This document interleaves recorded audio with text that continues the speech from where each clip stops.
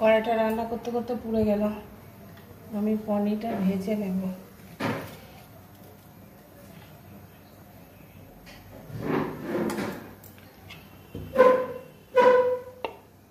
পনিরটা আছে 500। পনির আমি লবণ মাখিয়ে শুধু ভেজে নেব। পনির সর্ষে পোস্ত কাঁচা লঙ্কা বাটা দিয়ে করব। তেলটা আমি যা দেবার একবারেই দিয়ে দিলাম।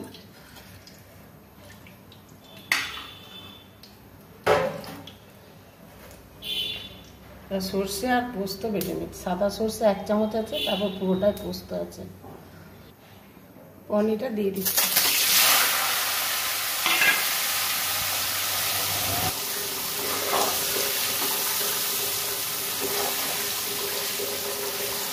পনিরটা আমার ভাজা হয়ে গেছে।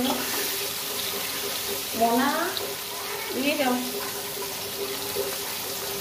আমার নাতনি পনির ভাজা খাবে।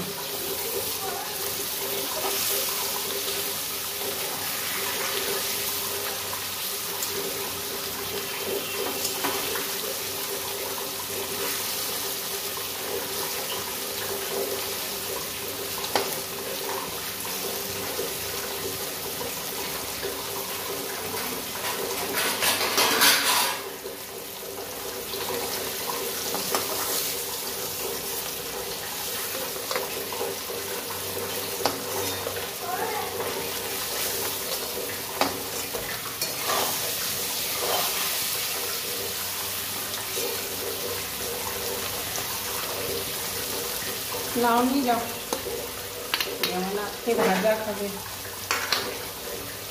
পোস্তটা দিয়ে দিচ্ছি, সর্ষে পোস্ত বাটাটা দিচ্ছি।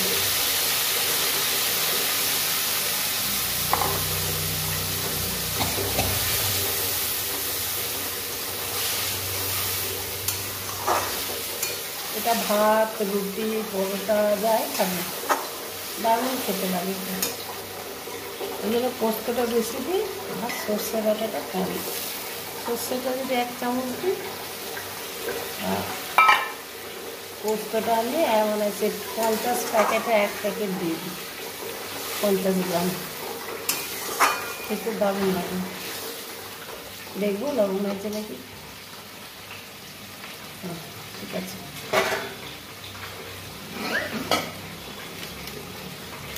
আর দিয়ে দেবো না সামান্য চিনি। নাও এই যে বাট প্লেটে নিয়ে চলে যায়। আচ্ছা, এই যে ভুলে গেলাম কথা, 1 চামচ চিনি।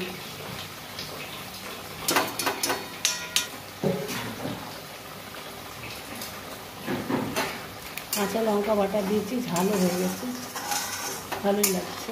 এবার আমি নামিয়ে নেব। বন্ধুরা, এই রেসিপিটা কেমন লাগলো আপনাদের লাইক, শেয়ার, কমেন্ট করে পাশে থাকবেন। ঠিক আছে, নামিয়ে নেব। রেডি, নামিয়ে